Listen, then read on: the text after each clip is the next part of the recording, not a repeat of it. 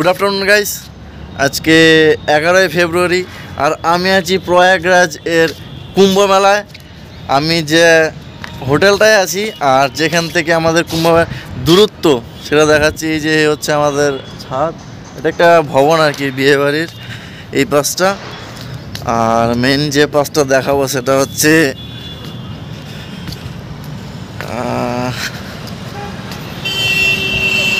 এই যে রোড, এটাকে বলে ঝুসি, প্রয়াগরাজের ঝুসি। এখান থেকে প্রয়াগরাজ যে আমাদের কুম্ভ মেলা, সেই কুম্ভ মেলার দূরত্ব হচ্ছে 12 কিলোমিটার, 10-12 কিলোমিটার এরকমই একটা হবে, এর বেশি হবে না। আর সবাই ভাবছে যে রাস্তা কেন এত ফাঁকা, একটাও গাড়ি নেই, কোনো জ্যাম নেই, কিচ্ছু নেই, রাস্তা ফাঁকা। এর কারণ হচ্ছে এখন বাজে প্রায় 2:30। অলরেডি বারাণসীতে বন্ধ করে দিয়েছে গাড়ি। বারাণসীর পরে আরও 3-4টে জায়গায় সব ওদিকেই গাড়ি আটকে দিয়েছে। এখানে সকাল 12টা পর্যন্ত একদম প্রচুর জ্যাম ছিল, প্রচুর জ্যাম। আমরা হেঁটে যেতে পারছিলাম না, সকালে যে খাবো হেঁটে যেতে পারছিলাম না, প্রচুর জ্যাম ছিল। এখন গাড়ি ওখানে আটকে দেবে, রাস্তায় একদম ফাঁকা, মার্কেট সম্পূর্ণ ফাঁকা, এদিকে কোনো গাড়ি নেই। এখান থেকে আমরা অটো নিয়ে যেতে পারি। যে গেটে যাব আমরা, যে ত্রিবেণী সঙ্গম যেটাকে বলে, আমরা সকালে ওখানেই গিয়েছিলাম, ওখানে স্নান করে এসেছি। আবার আজকে সন্ধ্যাবেলা যাব, যেহেতু সকালবেলা ঘোরা হয়নি, স্নান করে আবার চলে এসেছি, তো একটু মেলাটাও ঘুরবো। আর কালকে সকালে হচ্ছে যে মেন স্নান, 12ই ফেব্রুয়ারি মাঘী পূর্ণিমাতে যে স্নান, সেই স্নানের উদ্দেশ্যেই সবাই আসছে অনেক দূর থেকে। এখনও আমার জামাইবাবু এসছে বাসে করে, 3 দিন আগে বেরিয়েছিল, এখনও ফোন করলাম যে জ্যামে আটকে আছে। তার মানে কত পরিমাণে জ্যামে আটকে আছে বুঝতেই পারছো। তো প্রচুর হোটেল আছে, থাকা সত্ত্বেও কোনো হোটেলে একটা মাত্র জায়গা নেই যে একটা বেড আছে, কোথাও ফাঁকা নেই, মানুষ তো ফ্লোরেই শুয়ে আছে। খুব কি বলবো, আর দেখলেও খারাপ লাগে ঠান্ডার মধ্যে। তবে দিনের বেলায় খুবই গরম, এখন ভালোই গরম আছে, হাওয়া আছে, আর রাস্তা এটা সম্পূর্ণ ফাঁকা। আর সবচেয়ে বড় কথা যেটা বলতে চাই, যারা প্রয়াগরাজ আসতে চাচ্ছ, নেক্সট ডেট 26 ফেব্রুয়ারি পর্যন্ত হয়তো বা আছে। তো আমি নিজে গাড়ি যেহেতু ড্রাইভ করে এসেছি এবং এইখানের লোকদের সাথে কথা বলে, ড্রাইভারদের সাথে কথা বলে, এখানে স্থানীয়দের সাথে কথা বলে যে রাস্তাটা আমরা নিয়েছিলাম, সেই রাস্তাতে আমরা কোথাও জ্যামে আটকাইনি, আমরা একদম ফাঁকায় এসেছি। আমি এবার কোন রোড থেকে, মুজাফফরপুর থেকে কোথায় দিয়ে আমরা আসলাম, সেই রোডের বর্ণনাটা আমি একটা ছবির মাধ্যমে দিয়ে দিচ্ছি। নেক্সট ডেট যারা আসতে চাইছো সবাই আমার ম্যাপটাকে ফলো করো। আমি মনে হয় না যে তোমরা জ্যামে পড়বে, কারণ আমি একটা গাড়ির জ্যামেও আটকাইনি। হ্যাঁ, মাঝখানে আমরা যখন কালকে আসি তখন এখানের কোনো ভিআইপি না মুখ্যমন্ত্রী জানি না, তিনি এখানে ভোট আছে না কয়দিন পর ইউপিতে, সেই ভোট উপলক্ষে হয়তো বা আসছে। তো সেখানে ট্রাক, বাস, বড় গাড়ি, কোনো গাড়ি পাটনা টাউনে ঢুকতে দিচ্ছে না, সে গাড়ি আটকে রেখেছিল, যার জন্য কিছু জ্যাম ছিল।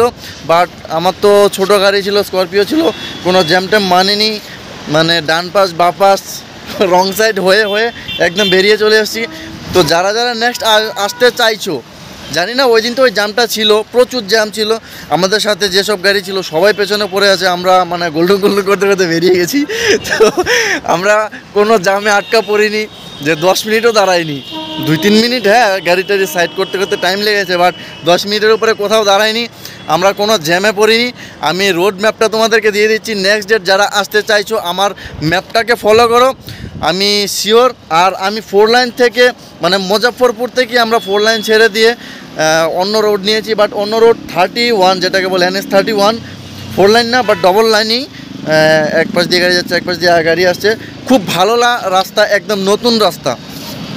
যারা আসতে চাও আমার ওই ম্যাপটা আমি দিয়ে দিচ্ছি, সেটা ফলো করো, খুব ভালো হবে, জ্যামে আটকাবে না, বেরিয়ে আসবে আরামসে। তো আপাতত এই পর্যন্তই। আমি পরে ছবিটা দিয়ে দিচ্ছি, কোন দিক দিয়ে আসবে সেটাও বলে দিচ্ছি, আমি আবার ভিডিও করে ভালোভাবে ছবি আঁকিয়ে লিখে দিচ্ছি একদম।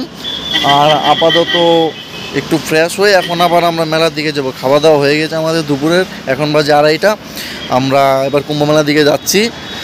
চলো মেলায় গিয়ে কথা হচ্ছে, দেখাচ্ছি। আর বন্ধুরা, টাকা পয়সা জমায় বাল ছিঁড়ছো, কুম্ভ মেলায় আসতে পারলা না, হ্যাঁ এখন বলবো আমি পাপি, যার জন্য আমি মেলাতে আসছি, মেলা ঘুরতে আসছি। হ্যাঁ আমি পাপি। তোমরা পাহাড়ে গেছো ঘুরতে, যাও নাই? সাগরে গেছো ঘুরতে, যাও নাই? বড় হয়ে গেছো, ঘুরতে যাও না, টাকা দিয়ে বালছিরবা।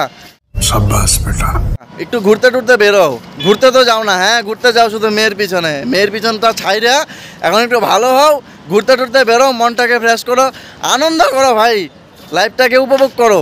অনেক হয়ে গেছে, বয়স অনেক হয়ে গেছে, এগুলো আর ভালো লাগে না। দেখলাম জীবনে শান্তি বলতে কিচ্ছু নাই, নিজে যতটুকু আনন্দে থাকা যায় ততটুকুই আনন্দ। যদি ভাবি যে আমি কষ্টে আছি, আমার মতো কষ্টে কেউ নাই। আমি যদি ভাবি আমি সুখে আছি, আমার মতো সুখে কেউ নাই। এনজয় করতে হবে, বুঝে গেছি মানুষ কেউ কারো না। নিজের জীবনের ভাবনা নিজেকে যখন ভাবতে হবে, নিজের মতো করে বাঁচো, আনন্দ উপভোগ করো। চলো পরে কথা হচ্ছে আবার। ম্যাপটা অন করেন, ম্যাপটা অন করে ওখানে যে যেখান থেকে আসছো, আসাম থেকে, কোচবিহার থেকে, আলিপুর থেকে, জয়গা থেকে, যে যে দিক দিয়ে যাচ্ছ শিলিগুড়ি পর্যন্ত এই একই রাস্তা, আমাদের ফালাকাটা রাস্তা, বা ওই দিক দিয়ে কোচবিহার থেকে মাথাভাঙ্গা রাস্তা ধরে যেতে হবে। তো এখানে সার্চ করে নাও, লোকেশন একদম সেট করে নাও মহাকুম্ভ প্রয়াগরাজ, অথবা তোমরা, আমি প্রথমে বলবো মুজাফফরপুর পর্যন্ত সেট করে নাও লোকেশান।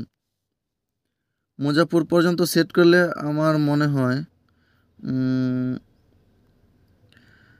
এখানে একটা রাস্তা দেখাচ্ছে শিলিগুড়ি আগে আমরা যে রাস্তা, সেটা হচ্ছে পূর্ণিয়া হয়ে আমাদেরকে যেতে হতো কিষানগঞ্জ, ডালখোলা, তারপর পূর্ণিয়া। তো এবার ঘোষপুকুর মোড় থেকেই একটা রাস্তা আছে, এই যে শিলিগুড়ি থেকে আগে আমাদেরকে কিষানগঞ্জ, ইসলামপুর, কিষানগঞ্জ, ডালখোলা হয়ে যেতে হতো।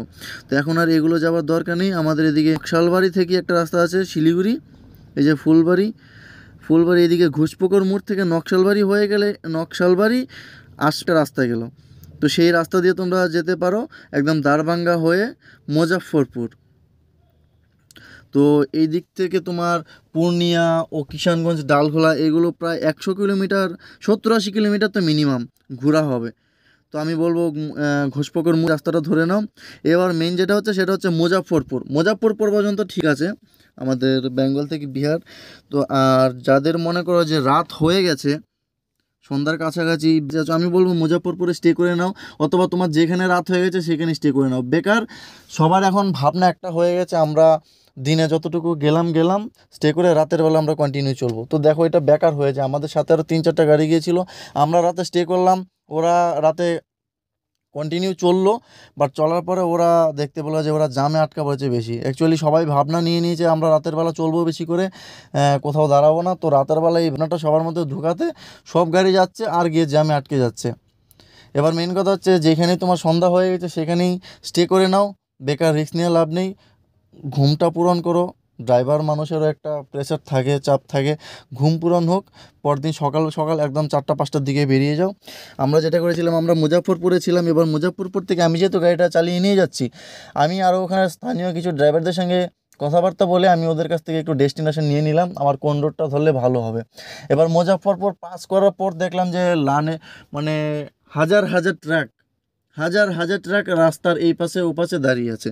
এবার কেন দাঁড়িয়ে আছে সেটা উত্তর কারোরই অজানা, কেউ বলতে পারবে না এত ট্রাক কেন দাঁড়িয়ে আছে। এবার মেন কথা হচ্ছে ট্রাক দাঁড়িয়ে আছে ট্রাকের পেছনে, তাহলে আমাদের তবে ছোটো গাড়ি, আমরা ওখানে যাচ্ছি, সব গাড়ি আমাদেরকে ট্রাফিক মেনটেন করতে হবে। তো আমি মেন কথা বলবো, যারা ট্রাফিকের কথা বলছো, হ্যাঁ ট্রাফিক তুমি পাবেই।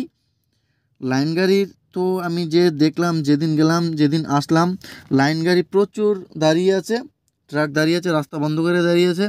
এবার ওপাশ করে এপাশ ওপাশ করে কতক্ষণ যাওয়া যায়, দাঁড়াতেই হয়। তো মেন কথা হচ্ছে আমি মুজাফফরপুর থেকে তোমাদেরকে বলবো যে ছাপড়া বলে একটা জায়গা আছে মুজাফফর, এই যে তোমরা এই যে এই ছাপড়া পর্যন্ত লোকেশন সেট করে নাও। ছাপড়া হচ্ছে এই যে এই জায়গাটায়, আমাদেরকে ছাপড়া যেতে হবে না, ছাপড়ার আগে আমরা বাপাস নিয়ে নিব, ছাপড়ার আগেই বাপাস। এবার ছাপড়া থেকে 2টা রাস্তা গেছে, একটা পাটনা হয়ে, একটা গোরখপুর হয়ে, মানে মুজাফফরপুর থেকে লোকেশনটা সেট করার সময় নিয়ে নেয় একটা পাটনা হয়ে, একটা গোরখপুর হয়ে।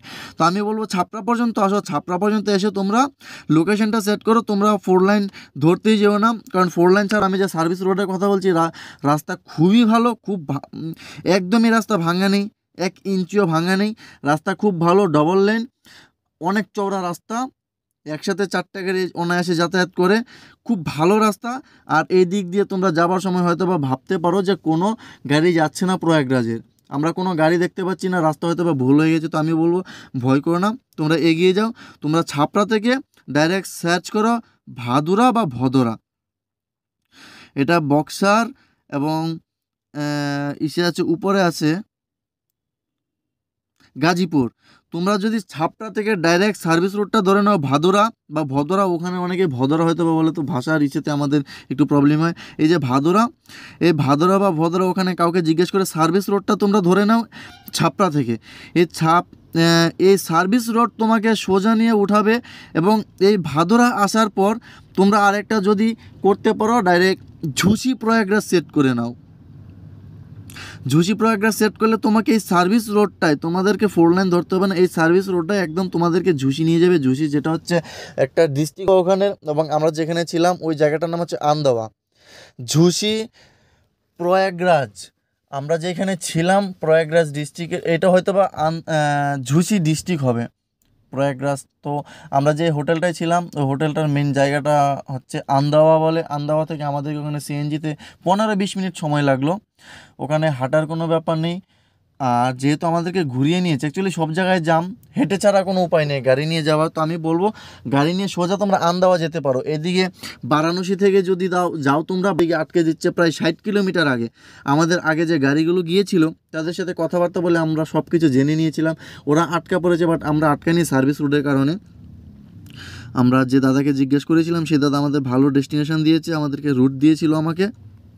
আমি তার রোড অনুযায়ী গিয়েছি। বারাণসীতেও আমরা আটকাইনি, অনেক গাড়ি গোরখপুরে আটকে দিয়েছে, বারাণসীতে আটকে দিয়েছে। বারাণসী থেকে প্রয়াগরাজের দূরত্ব প্রায় 120 কিলোমিটার।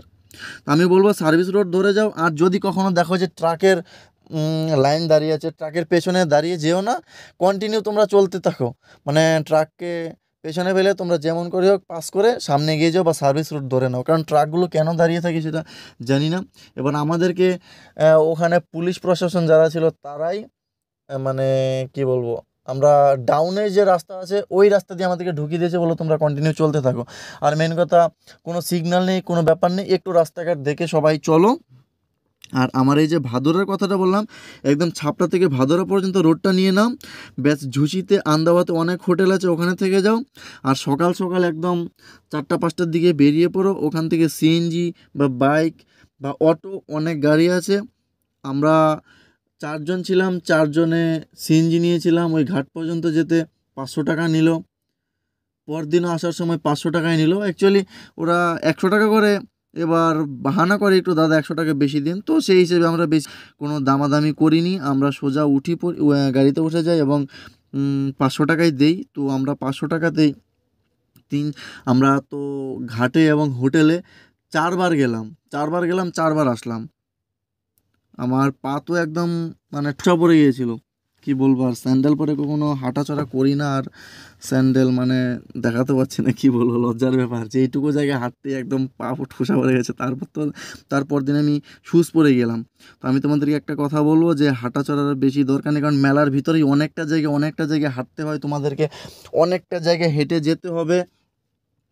মেলার ভিতরে ঢোকার পরে ওই ত্রিবেণী সঙ্গম মেন যেটা, সেটাতে মানে কি বলবো, আর নদী পার হতে হবে। নদী পার হয়ে আবার ওই যে ভিতরের যে নদী পার হওয়ার পরেই দেখতে হবে নদীর উপর দিয়ে আবার আমাদের ইন্ডিয়ান অয়েলের যে ট্যাঙ্কারগুলো থাকে, সেই ট্যাঙ্কারগুলো দিয়ে মানে ব্রিজ বানানো, অনেকগুলো নদী পারাপারের জন্য। তো আমি বলবো ওখানে কি অনেকটা জায়গায় হাঁটতে হয়। বেকার যাদের একটু সমস্যা আছে, বয়স্ক, তোমরা রিস্ক নিও না।